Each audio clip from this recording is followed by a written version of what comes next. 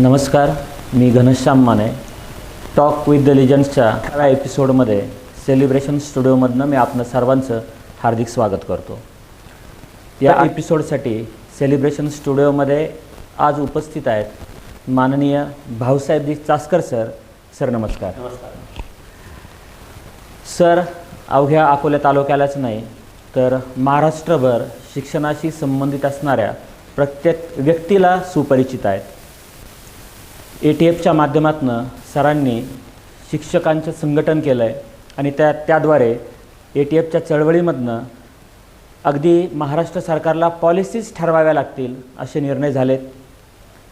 सरांचा समावेश 2012ला महाराष्ट्र सरकारनं अभ्यासक्रम पुनर्रचित करण्यासाठी जी समिती नेमली होती त्यावर सर सदस्य होते. त्याचबरोबरीनं मराठी विश्वकोश निर्मितीमध्ये नेहमीच जी समिती काम करत असते त्या मंडळावर सर सदस्य आहेत. त्याचबरोबरीनं महाराष्ट्र सरकारनं एज्युकेशनल पॉलिसीज ठरवण्यासाठी जो काही थिंक टँक तयार केलेला आहे त्याचेही सर सदस्य आहेत.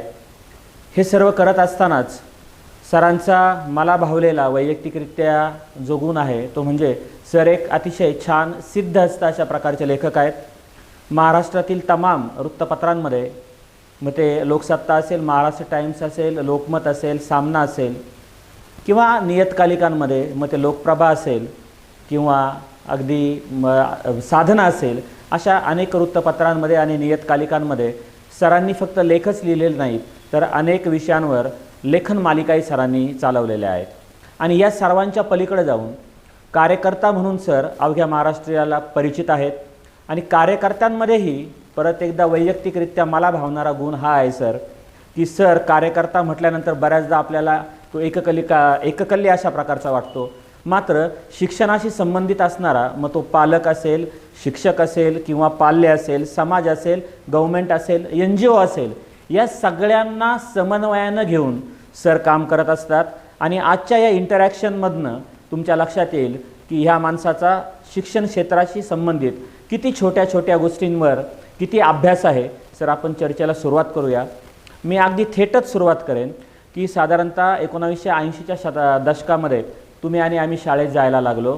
त्यावेळेला त्या जीवन शिक्षण मंदिरमध्ये तुम्हाला आम्हाला मिळालेलं शिक्षण, तो अभ्यासक्रम, त्यानंतर त्या मिळालेल्या अध्यापनातील अनुभूती, त्या जीवनानुभूती आपल्याला मिळालेल्या आणि आजच्या विद्यार्थ्यांना साधारणतः इयत्ता 1ली ते 7वीपर्यंतच्या विद्यार्थ्यांना मिळत असलेला तो अभ्यासक्रम आणि त्या अध्यापन अनुभूती यामध्ये तुम्हाला काय अंतर जाणवतं? खरं म्हणजे सुरुवातीला फार उत्तम प्रश्न आपण विचारलेला आहे. जीवन शिक्षण मंदिर असं आपल्या शाळेचं नाव होतं आणि पुढे ते एका निर्णयानं जिल्हा परिषद प्राथमिक शाळा झाली. जीवनाचं शिक्षण देणारी शाळा असं त्या शाळेचं स्वरूप होतं. त्याचं कारण असं होतं की आजच्या मुलांचं जे बालपण आहे, आजच्या मुलांचं जे शिक्षण आहे आणि आपलं जे शिक्षण 1980-90च्या दशकामध्ये जी पिढी शिकली त्याच्यामध्ये महत्त्वाचं अंतर असं आहे की आपल्या आईवडिलांना करिअरचा माहीत नव्हता आणि आता मात्र mini KG, junior KG, senior KG इथून करिअरला सुरुवात झाल्यासारखं आईवडील मानायला लागतात. आता सकाळी शाळा भरायची, 7:30 वाजता शाळा भरायची, 11 वाजता शाळा सुटायची, पुन्हा 2:30 वाजता शाळा असायची. मधल्या काळामध्ये उन्हाळ वाऱ्यासारखं हुंदडायला मिळायचं आणि घरच्यांचं शाळेत गेला काय, गेली काय, नाही काय फारसं लक्ष नव्हतं. 2:30 वाजता पुन्हा शाळा असायची आणि 5 वाजता 5:30 वाजता शाळा परत सुटायची. या मधल्या काळामध्ये मित्रमैत्रिणी जमवणं, खेळ खेळणं आणि डोहात पोहायला जाणं, झाडावर सरसर चढून सूरपारंब्या खेळणं, हे जे अत्यंत समृद्ध अशा प्रकारचं बालपण आपल्या पिढीला अनुभवायला मिळालं ते या पिढीला अनुभवायला मिळत नाही. या पिढीचे खेळ म्हणजे PUBG आहेत आणि आपले खेळ म्हणजे आट्यापाट्या, हुतुतू, कबड्डी, सूरपारंब्या, किती प्रकारचे खेळ खेळायचो आपण. आणि कॉग्निटिव्ह डेव्हलपमेंटच्या ज्या थिअरीज पुढे आपण शिकायला लागलो की मेंदू आणि त्याचा विकास कसा होतो, न्यूरॉन्स पेशींचं काय असतं, ह्या सगळ्या गोष्टी ज्या 2 हाताने काम केल्यानंतर मेंदूचा विकास होतो, हे सगळं आपण खेळातून सहज आपल्याला मिळालेलं आहे. या मुलांना मात्र मैदान पारखं झालेलं आहे आणि जो स्क्रीन या मुलांच्या आयुष्यात आलेला आहे, मग तो टीव्हीचा असेल, मोबाईलचा असेल, लॅपटॉपचा असेल, कम्प्युटरची स्क्रीन असेल, व्हॉट एव्हर. त्यामुळे या पिढीचं भरण पोषण जे आहे ते होत नाहीये आणि त्या पातळीवर ही पिढी एका संकुचित अर्थानं मी बोलत नाहीये, पण आपल्याला जे खेळ, गप्पा, गाणी, गोष्टी आणि तेव्हा जो ताण नव्हता की पहिलीमध्ये प्रज्ञाशोध परीक्षा, पहिलीमध्ये अमुक शिष्यवृत्ती परीक्षेची तयारी तिसरीमध्ये सुरू होते, असं काही नव्हतं. आणि गुरुजींचा, बाईंचा पण आग्रह नसायचा.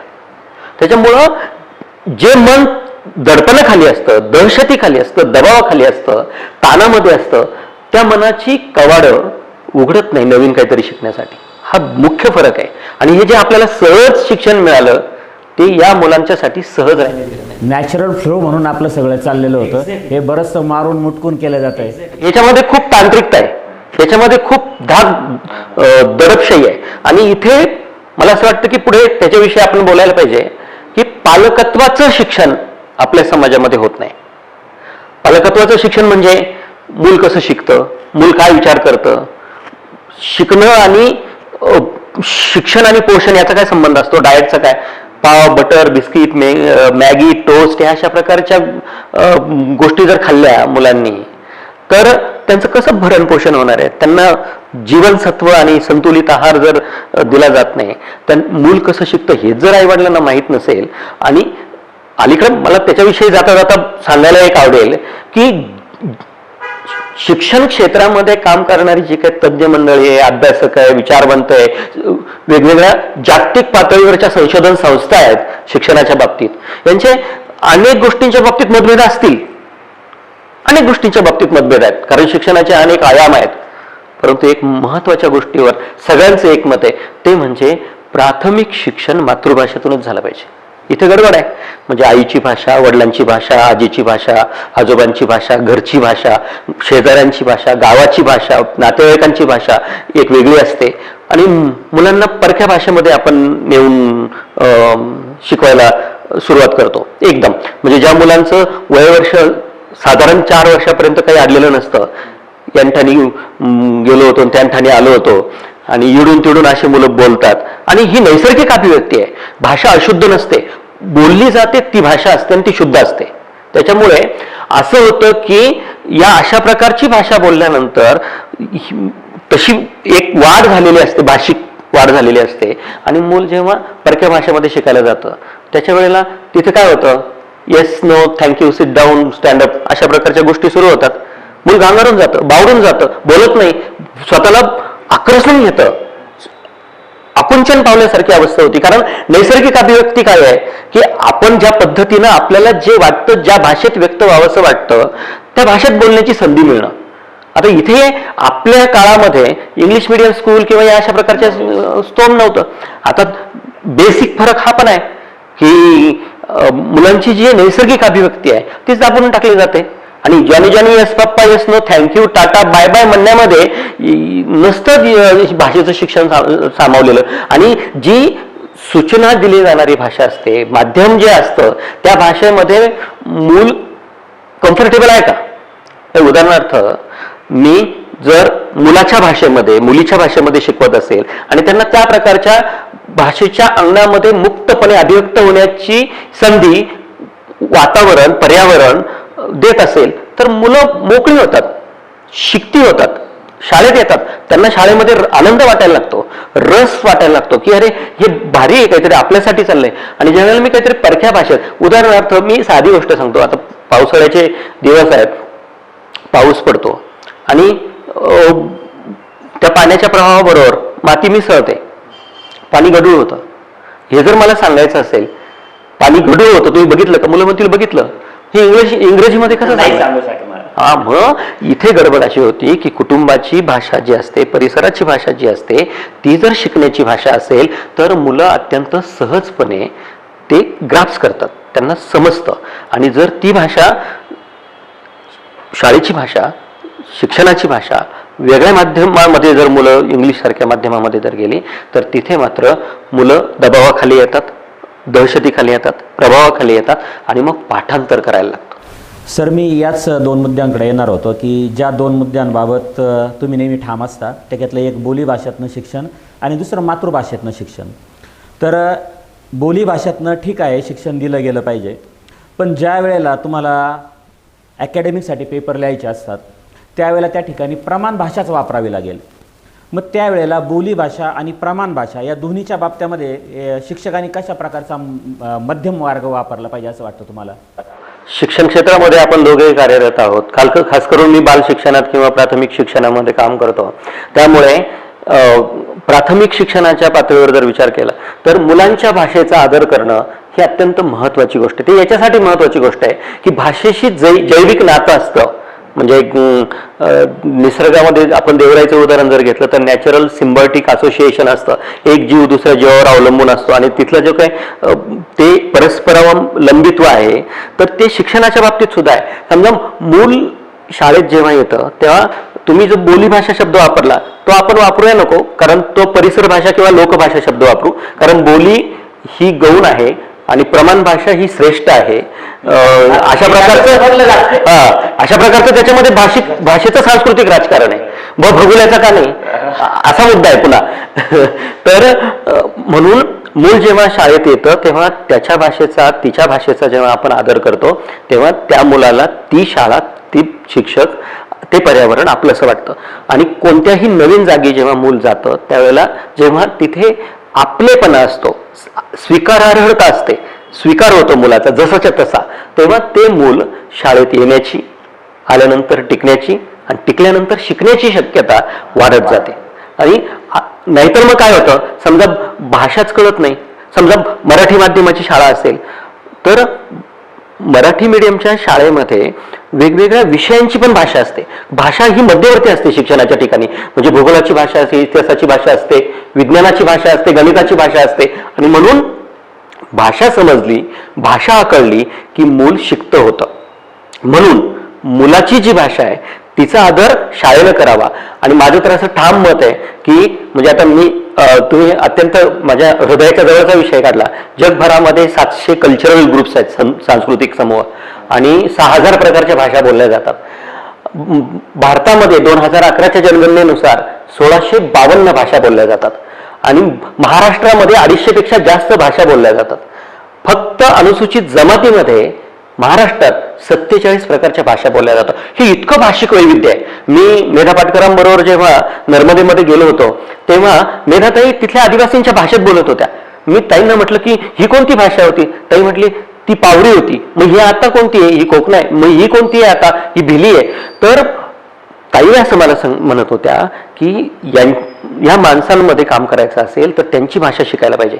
शिक्षकांना जर वेगवेगळ्या भाषिक वैविध्याचा आदर करून त्या मुलांना शिक्त करायचं असेल तर शिक्षकांनी प्राथमिक शिक्षणाच्या पातळीवर मुलांच्या भाषा समजून घ्यायला पाहिजे. माळात वड्डा लाडीत 12 उंडल इंडॉय ही जी वडाळी भाषा ती मला येते, किंवा सांगमा पाखरा मारीत नाही अशा प्रकारची भाषा आली पाहिजे शिक्षकांना. जर त्यांच्या भाषेमध्ये आपण बोललो, भावनिक जवळीक एक्झॅक्टली आपल्या नात्यातलं गोत्रातलं कुणीतरी माणूस हे इलियास नाही पण घरावरून आलेलं, म्हणून मुलं शिकते होण्याची म्हणजे काय होतं माहिती का, मग अंतर पडलं ना एकदा मग गडबड होते, पडतच चालतं. मग मुलं आतून शिक्षण प्रक्रिया डिलीट करत जातात आणि एक वेळ अशी येते की मग ते शाळेतून निघून जातात. आपल्या भाषेमध्ये त्यांना स्कूल ड्रॉपआउट म्हणतात, म्हणजे शाळाबाह्य मुलं. खरं तर काय आहे माहिती का, त्यांनी व्यवस्थेने बाहेर काढलेले म्हणायला पाहिजे. व्यवस्थेने बाहेर काढलेले ते बरोबरच आहे, पण मला अजून त्याच्या पुढे जाऊन असं म्हणायचं की त्यांनी शिक्षण व्यवस्थेतून वॉकआउट केलेलं असतं. नको तुमचं शिक्षण, नको तुमची भाषा आम्हाला कळत नाही तुमची. अजून एक महत्वाची गोष्ट आहे, भाषेचा मुद्दा जसा आहे ना तसं बालभारतीच्या पाठ्यपुस्तकामध्ये मी लहानपणापासून बघत आलो माझे चित्र आहे. ते चित्र जे आहे ते माझ्यासारखं एखादं सावळ्या काळ्या रंगाचं मूल मला कधीच दिसलं नाही. म्हणजे केस ठिंगारलेले, मी ठिगळाची चड्डी घालत होतो 8वी पर्यंत आणि मग शाळेत जात होतो. कधी ठिगळाची चड्डी मला दिसली नाही. एक असं मस्त पॅराशूट ऑइल लावून चापून चुपून मस्त कल्चर आलेले दिसणार गोरी पान मुलं, काळ्या रंगाची मुलं पाठ्यपुस्तकात नव्हती, आता अलीकडे यायला लागली. म्हणजे किशोर दरक सारखे काही पाठ्यपुस्तकाचे अभ्यासक आहे, तज्ज्ञ मंडळी आहे, त्यांनी त्याच्यामध्ये काही आग्रहपूर्वक बदल केलेले आणि बदल होतोय, नव्या काळाच्या नुसार बदल होतोय. परंतु भाषा जशी महत्वाची तशी ही चित्र महत्वाची आहे. माझ्यासारखं कोणी जर मुलगा म्हणजे असं आहे की खळगोटे म्हणायचे आपल्याला. खळगोटामध्ये भाकर चुरून खाणारे म्हणजे खळगुटे. आता बालभारतीच्या पाठ्यपुस्तकामध्ये जे काही ताट असतं, वरण भात, भात, कोशिंबीर, लोणचं, सगळं एका विशिष्ट जागेवर ठेवलेलं. मग हे जर असा शिक्षणाचा आशय असेल तर ते शिक्षण, ते शिक्षक, ती शाळा जवळची वाटत नाही. शाळा म्हणजे काय असते हो? शाळा म्हणजे मुलांच्या मनामध्ये जे जन्मजात कुतूहल असतं, जिज्ञासा असते, शमवण्याची जागा. हा, म्हणजे मुलांना प्रश्न पडले पाहिजेत. अपेक्षित प्रश्नांची अपेक्षित उत्तरं लिहून पुढच्या काळामध्ये मुलं आपली यशस्वी होणार नाहीत. पाठांतर करून जी मुलं परीक्षेमध्ये डिलिव्हर करतात ती मुलं यशस्वी होणार नाहीत. काळ बदललेला आहे, काळाची आव्हानं बदललेली आहे आणि शिक्षणाच्या क्षेत्रानं बदललेल्या काळाच्या नुसार नेतृत्व केलं पाहिजे. मुलांना ती समज दिली पाहिजे. काटकोन त्रिकोण चौकोन शिकवत बसतो आपण, दृष्टिकोन शिकवत नाही. बरोबर सर. ज्याला मी बोली भाषा म्हटलं ते तुम्ही अधिक छानपणे समजून सांगितलं. याबरोबरच मी तुम्हाला एक फक्त शिक्षण क्षेत्राचा अभ्यासक म्हणत नाही मित्रांनो, तर कृतिशील अभ्यासक मी त्यांना मानतो. कारण हे एक महत्त्वाचं आहे. ते बऱ्याचदा तेही सांगतात, विचारवंत वगैरे असे शब्द ते अजिबात लावून घेत नाही आणि इतर वेळेला तर त्यांना फक्त भाऊ म्हटलेलंच आवडत असतं. सर, तुम्ही विविध विषयांवर नेहमी मतं मांडत असता आपली, आणि महत्त्वाचं हे की त्या मतांवर तुम्ही काहीतरी कार्यवाही करत असता, त्याचं फलित आम्हा सगळ्यांना दिसत असतं. मातृभाषेतून शिक्षण देण्यासाठी तुम्ही आग्रही आहात आणि त्यासाठी नेहमी परिश्रमही करत असतात. की सुरुवात अकोले तालुक्यातील शिक्षकांना एकत्रित करून तुम्ही घेतली आणि महाराष्ट्रभर एक मोहीम राबवली. तर मातृभाषेतून शिक्षण झालं पाहिजे या मोहिमेतनं जी काही फलनिष्पत्ती आली ती आकडेवारीसाठी फार महत्त्वाची आहे आणि ती आकडेवारी जर आमच्या समोर आली ना तर त्याचं फलित निश्चितच आम्हाला सगळ्यांना अधिक चांगल्या पद्धतीने लक्षात येईल. नाही, मुख्य म्हणजे आता मातृभाषेतून शिक्षणाच्या बाबत आपण बोलतच होतो. मगाशी जसं मुलांची भाषा जी आहे, परिसराची भाषा आहे, जी लोकांची भाषा आहे, त्याच भाषेमध्ये शिकवलं. असं आहे की जगातली कोणतीही एक भाषा नीट आली की दुसरी भाषा शिकणं अवघड गोष्ट नाही आहे. म्हणजे कर्ता कर्म क्रियापद हे मराठीत जसं आहे तसं कर्ता कर्म क्रियापद इंग्लिशमध्येही आहे. म्हणून एक भाषा चांगली आली की दुसरी भाषा येते. आणि म्हणून मातृभाषेतून शिक्षण देण्याच्यासाठी मी मगाशी जसं म्हटलं की सगळे संशोधन संस्था, शिक्षणतज्ज्ञ, विचारवंत आणि जाणते शिक्षकही आग्रही असतात आणि जाणते पालकही मुलांना मातृभाषेतून शिक्षण कसं मिळेल याच्यासाठी आग्रही असतात. आपल्याला अनेक उदाहरणं तशी देता येतील. मी म्हणजे माझ्या लेकाला स्वतःला मातृभाषेतून शिकवलेलं आहे आणि आज त्याला कुठलीही अडचण येत नाही. महत्त्वाचा मुद्दा असा आहे की मराठी माध्यम जे आहे त्याच माध्यमाच्या शाळेमध्ये मुलं जर शिकली तर गुणवत्तापूर्ण शिक्षण घेताना मुलांना अडचणी येत नाहीत. आणि कन्सेप्च्युअल अंडरस्टँडिंग ज्याला आपण म्हणतो, संकल्पना स्पष्ट होणं. मी मगाशी म्हटलं की पाऊस पडतो, पाणी गढूळ होतं, तसं साध्या साध्या गोष्टी जेव्हा मुलांना आपण त्यांच्या भाषेमध्ये शिकवू तेव्हा त्यांना शिकण्याच्या मार्गातले जे स्पीड ब्रेकर असतात, अडथळे असतात, ते येत नाही. आणि ही गोष्ट लक्षात घेऊन मधल्या काळामध्ये काय झालं माहिती आहे का, म्हणजे जागतिकीकरणानंतर इंग्रजीचं सोम माजवलं गेलं. खरं म्हणजे आजही अभ्यास करण्यासारखी गोष्ट आहे, समजून घेण्यासारखी गोष्ट आहे की जगाच्या पातळीवर किती टक्के मुलं इंग्रजी माध्यमाच्या शाळांमध्ये शिकतात. हे जर बघितलं तर आपल्याला धक्का बसेल, कारण नाही आहे तशी संख्या. आता मला आकडेवारी माहीत नाही, परंतु 10% वरती मुलं इंग्लिश मिडियममध्ये शिकत नव्हती एकूण जगभरामध्ये, असं काही वर्षांपूर्वीचा डेटा सांगतो. मुद्दा असा आहे की आपल्याला इंग्रजी विषय उत्तम पद्धतीनं लिहिता येणं, वाचता येणं आणि ऐकता येणं एवढं पुरेसं आहे. हे महत्त्वाचं आहे. एवढं पुरेसं आहे. म्हणजे ऐकता येणं ही पण महत्त्वाची गोष्ट आहे. नाही तर का नाही तर आम्हाला ऐकता येतं आणि मग तुम्ही आम्हाला बहिरे समजतात का. पण इंग्रजी ऐकता येणं, वाचता येणं आणि लिहिता येणं ही गरज होती. म्हणजे विषय नीट शिकवण्याची गरज होती. आपण मुलांना सगळे विषय इंग्लिश मिडियममध्ये शिकवायला लागलो आणि त्याच्यातून मुलांचं संकल्पना स्पष्ट होत नाही. पाठांतर करायला लागतं आणि 10वीपर्यंत मुलं निभावून नेतात कसं तरी. 11वीच्या 12वीच्या नंतर काय होतं, खास करून 12वी नंतर ज्या वेगवेगळ्या परीक्षा मुलांना द्यायला लागतात, नीट असेल, JEE असेल किंवा वेगवेगळ्या प्रकारच्या प्रतिष्ठित शिक्षण संस्थांमध्ये जाण्यासाठीच्या ज्या परीक्षा आहे तिथं मुलंही मार खातात. का? कारण कन्सेप्च्युअल अंडरस्टँडिंगच्या पातळीवर त्यांना त्या गोष्टी कळत नसतात. आणि म्हणून हा मुद्दा लक्षात घेऊन अकोले तालुक्यातल्या शिक्षकांनी एक महत्त्वाचा आपण एक प्रारूप महाराष्ट्राच्या समोर ठेवलेलं आहे, देशाच्या समोर ठेवलेलं आहे. मी असं पॅटर्न वगैरे म्हणणार नाही. त्याला एक महत्त्वाची गोष्ट आहे, शिक्षण प्रशासन आहे, सगळ्या शिक्षक संघटना आहे आणि अकोल्यातले शिक्षक आहे, कार्यकर्ते आहे, यांनी आपली शाळा मराठी शाळा, मातृभाषेतून शिक्षण हे प्रगतीचं लक्षण आहे अशा प्रकारची एक कॅम्पेन केली आणि त्याच्यानंतर मोठ्या प्रमाणावर मुलं इंग्लिश मिडियममधून मराठी माध्यमाच्या शाळांमध्ये आलेली आपल्याला दिसतात. आकडेवारी मागे एकदा आपण महाराष्ट्राच्या पातळीवर जर तुम्हाला सांगायचं झालं तर 2017-18 पासून इंग्लिश मिडियममधून मराठी माध्यमाच्या शाळांमध्ये येणाऱ्या विद्यार्थ्यांची संख्या वर्षाला 1 लक्ष आहे. वर्षाला 1 लक्ष आहे.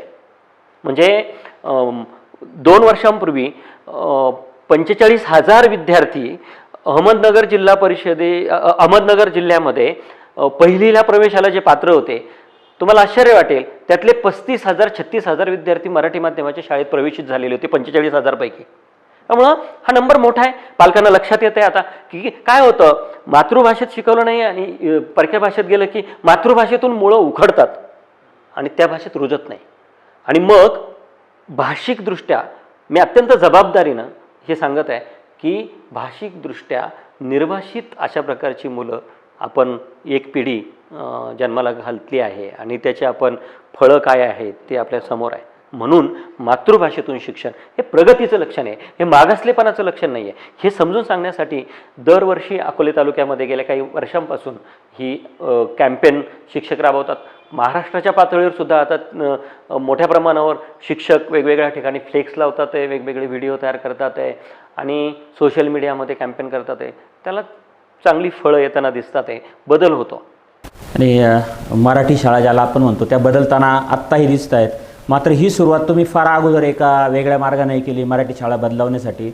मला वाटतं 2009 साली महाराष्ट्र राज्यातील तशा अर्थाने पहिली समृद्ध शाळा तुम्ही तंत्रज्ञानाच्या बाबतीत बहिरवाडीची केली.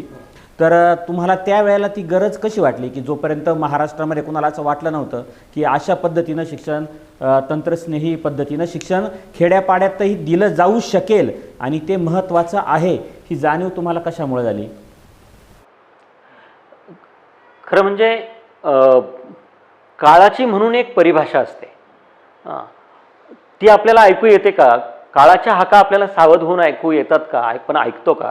हे महत्त्वाचं आहे. आणि शिक्षक म्हणून जेव्हा मी काम करत होतो तेव्हा असं लक्षात येत होतं आणि त्याच वेळेला मी जरा काही वृत्तपत्रीय वाचन, नियतकालिकांचं वाचन, वेगवेगळ्या प्रकारचे वर्कशॉप अटेंड करत होतो आणि चर्चा करत होतो. तेव्हा माझ्या असं लक्षात आलं की माहिती तंत्रज्ञानानं शिकण्याचे संदर्भ बदलवलेले आहेत. म्हणजे उदाहरणार्थ एक सलमान खान नावाचा एक इंजिनियर अमेरिकेमध्ये बसलेला असतो आणि कोलकात्यामध्ये त्याची एक नातेवाईक असलेली मुलगी, तिला तो शिकवायला म्हणून काहीतरी आधी फोनवर बोलतो, नंतर एक नोटपॅड तयार करतो, ते व्हिडिओ यूट्यूबवर टाकतो, त्याला लक्षावधी व्ह्यूवर्स येतात आणि मग आता त्याचं एक मोठं पोर्टल khanacademy.org असं एक जगप्रसिद्ध अशा प्रकारचं ते पोर्टल आता आपल्या समोर आहे. जवळजवळ म्हणजे मी जर चुकत नसेल तर 28-30 हजारच्या पेक्षा जास्त गणित आणि विज्ञानाचे व्हिडिओ तिथं आपल्याला दिसतात.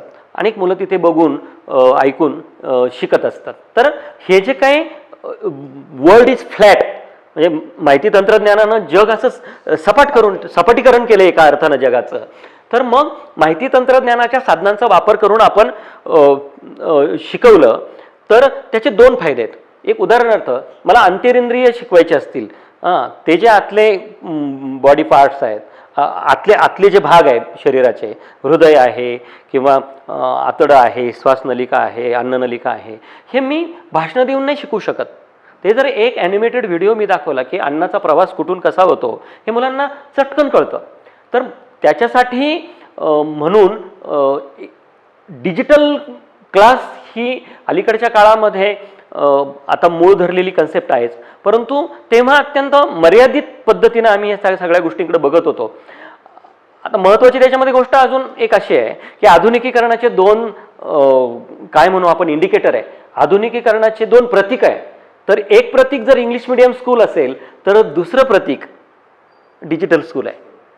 आणि जिल्हा परिषदेच्या शाळांमध्ये काम करणाऱ्या शिक्षकांनी, नव्या दमाच्या शिक्षकांनी, ते जे टेक सॅव्ही टीचर्स आहेत, त्यांनी इंग्रजी शिकवण्यासाठी किंवा मग छोटे छोटे पॉवर पॉईंट प्रेझेंटेशन तयार करण्यासाठी, म्हणजे समजा तृणधान्य आपल्याला शिकवायचे तर मग एक शिवार फेरी काढू, फोटो काढून आणू, त्याचं एक प्रेझेंटेशन करू, परिसरातले फुलं जे आहेत त्यांचा फोटो, आणि मग त्यात रंग, रूप, आकार, गंध, या सगळ्या गोष्टी ज्या आहेत त्या मला असं वाटतं की मॅटर करतात. आणि म्हणून त्या सगळं ऑनलाईन प्लॅटफॉर्मवर शिकवण्याच्या विरोधातला आहे मी, परंतु शिक्षणाचा वेगवेगळ्या प्रकारे परिणामकारक पद्धतीने आपल्याला जर शिकवायचं असेल तर त्याला डिजिटल फ्लेवर द्यायला पाहिजे. कारण आता मुलांना तंत्र साधनं आवडतात, गॅजेट्स आवडतात, म्हणून मग मुलांना टी व्हीवर शिकवा, म्हणून मुलांच्या हातात टॅब द्या, म्हणून याच्या मोबाईल द्या, याच्या मी विरोधातला माणूस आहे. त्याचं कारण वेगळं आहे, त्याच्या संबंधानं आपण पुढे बोलू. परंतु बहिरवाडी शाळा जी होती ती डिजिटल स्कूल किंवा माहिती तंत्रज्ञानाच्या साधनांचा वापर करून जेव्हा आम्ही शिकवायला घेतलं तर त्याचं अनेक शाळांमध्ये अनुकरण झालं आणि एक नवी दिशा, नवा प्रवाह जो आहे त्याच्याशी आपण जोडून घेतलं नाही तर आपण बाहेर पडू, आपण औचित्यहीन होऊन जाऊ, संदर्भहीन होऊन जाऊ. त्याच्यामुळे शिक्षण हे नेहमी युगानुकूल असायला पाहिजे, शिक्षण हे नेहमी कालसुसंगत असायला पाहिजे आणि त्याच्यासाठी शिक्षकांनीही बदलून घेतलं पाहिजे. तुम्ही तिथं बैरवाडीतलं मला अजून एक छान सर असं आवडलं की त्या ठिकाणी तुम्ही बॅलन्स एक छान साधला होता.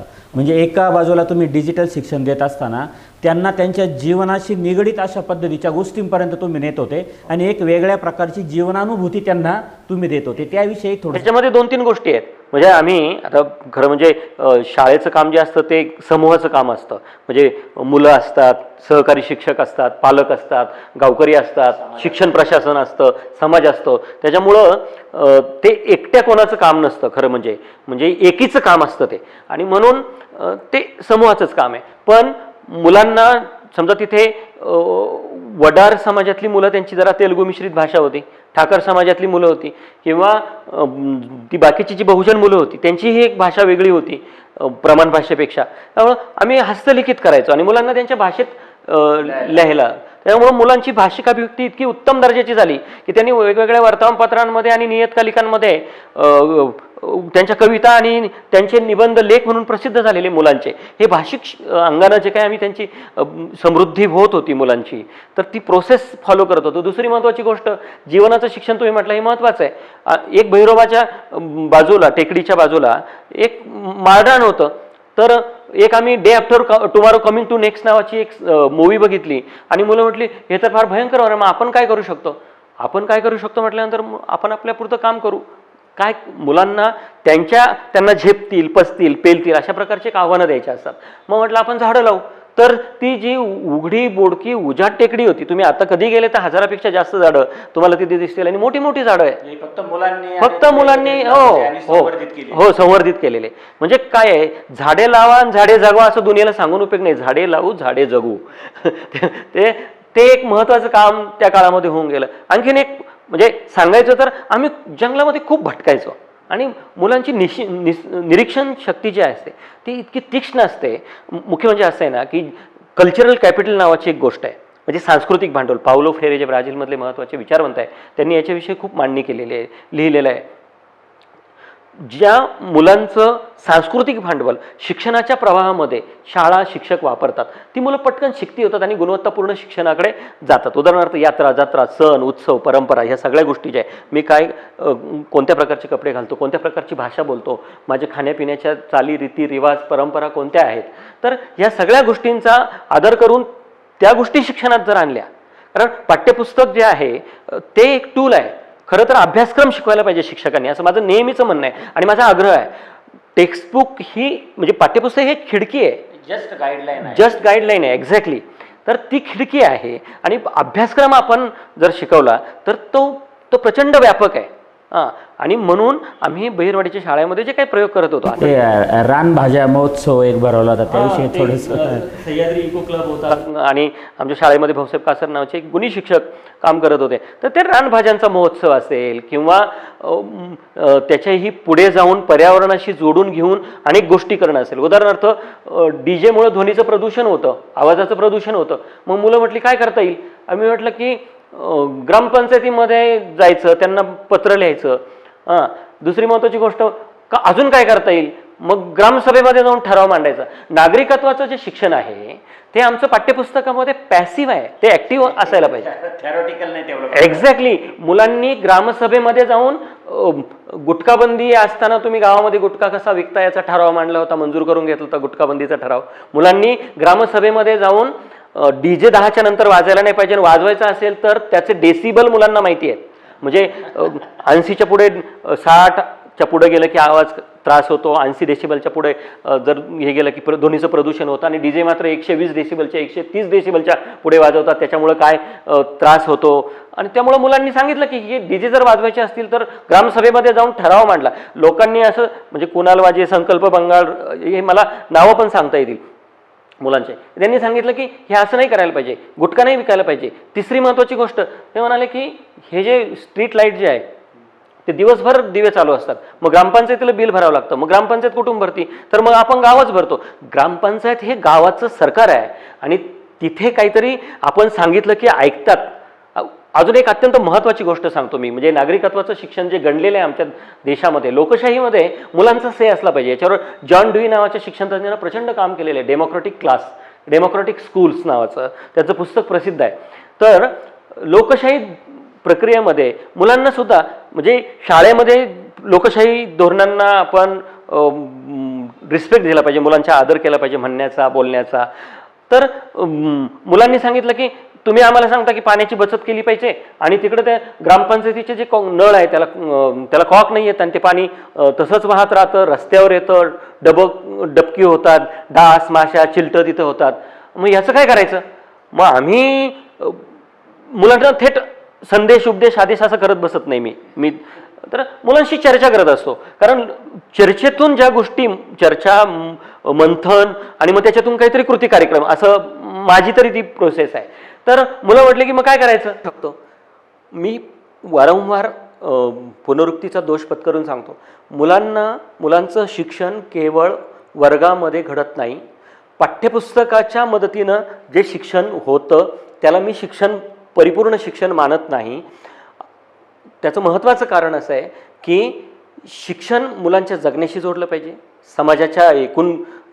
समाजाचं प्रारूप असतं, छोटं प्रारूप असतं शाळा. म्हणजे मुलांना जेव्हा आम्ही सांगितलं की ग्रामपंचायतीकडे जा, सरपंच आणि यांना विचारा, ग्रामसेवकांना, की हे जे कॉक बसवायला पाहिजेत, त्यात तोट्या बसवायला पाहिजे नळांना, अशा प्रकारची आग्रही मागणी जेव्हा मुलांनी केली तेव्हा सरपंच, तेही शिक्षक होते, मुख्याध्यापक सुभाष चासकर, आणि ग्रामसेवक, हे मुलं काय घेऊन आलेत बाबा?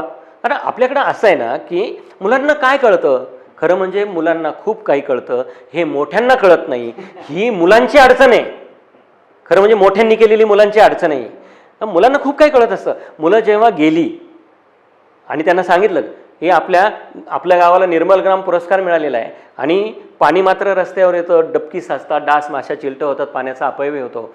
मुलांनी पत्र लिहिलं आणि ग्रामपंचायतीला जेव्हा विनंती केली तेव्हा वसूल नव्हता. छोटं गाव आहे, आदिवासी गाव आहे, बहिरवाडी दुर्गम गाव आहे, परंतु सरपंच आणि ग्रामसेवक यांनी खर्च करून सगळ्या नळांना तोट्या मुलांच्या आग्रहामुळे बसवल्या होत्या.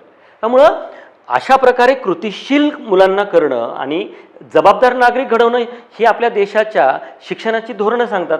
परंतु अलीकडे झालं आहे असं की वर्गातलं शिक्षण वेगळं आणि बाहेरचं शिक्षण वेगळं, आणि त्याचा आपल्याला काहीतरी एक सांधाजोड आपल्याला करायला लागेल.